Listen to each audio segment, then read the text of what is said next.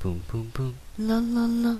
Boom boom boom. La la la. Did you know that veterans from World War I only got a $60 bonus for their work in the war?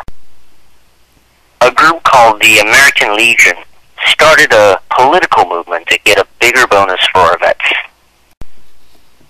In 1924, Calvin Coolidge, who was president at the time, vetoed the bill for the additional bonus, but was overruled by Congress. Congress ended up giving the veterans $1 for every day they served on U.S. soil and $1.25 for every day overseas. Of course, the government couldn't afford to pay yet, and so they issued a certificate of service to be redeemed in 20 years for the cash if the amount was over $50. Little did they know that this promise would come to embarrass the U.S. government, and especially the next president, Herbert Hoover. When the Great Depression hit our nation, many people were obviously unemployed. Some of these people were the veterans that hold the certificates of service that can be their ticket to better support their families.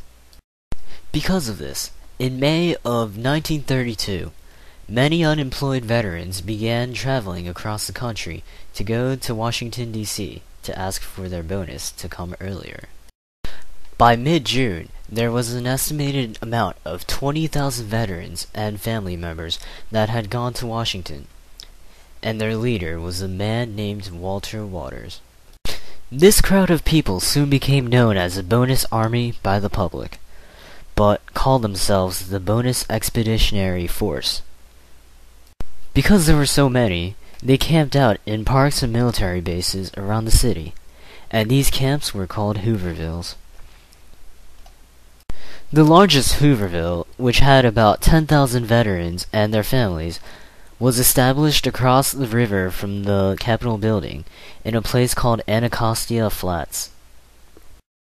On June 17th, the long-awaited day had come, where the Senate was to vote on the Patman bonus bill that would ultimately give them their bonus money if it were passed.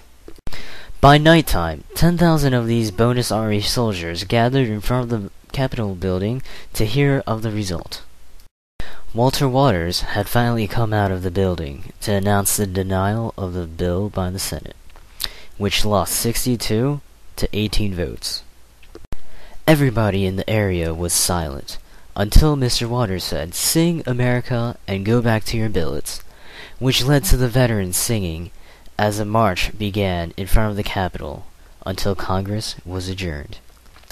Because of this sad rejection, the federal and district governments tried to help veterans return to their homes by paying for the journey back, but most of them declined the offer, and stayed, rallied, and marched throughout the month of July. On July 28th, an attorney general ordered the Washington police to clear the veterans off of all government property. In doing so, these police fought against resistance from the marchers and fired off shots, killing 2 of them. Hearing about what happened, Hoover ordered the federal government to force the veterans out of Washington and placed the Chief of Staff, Douglas MacArthur, in command. MacArthur's assistants were Dwight D. Eisenhower and George Patton. Upon receiving the power, MacArthur lined his troops up on Pennsylvania Avenue. Veterans thought that these troops were there in their honor and began cheering. But that quickly died down when the troops began to charge at the veterans and started throwing tear gas at them. That night, the veterans and their families had already ran across the Anacostia River to take refuge, which was where General MacArthur was ordered to stop by President Hoover. But he ignored that command and began to invade and set fire to this large Hooverville, with many civilians still in the area. When the morning came, the 10,000 veterans in the Hooverville ran away because of this attack. Ultimately, as a result, General MacArthur and President Hoover's reputations were badly damaged when the news was spread, although MacArthur was the one at fault. In the following month, fewer number of Bonus Expeditionary Force men went on to Congress for their bonus money. On May of 1933, 1,000 men marched in Washington once again. The new president, FDR, was the next to face this problem.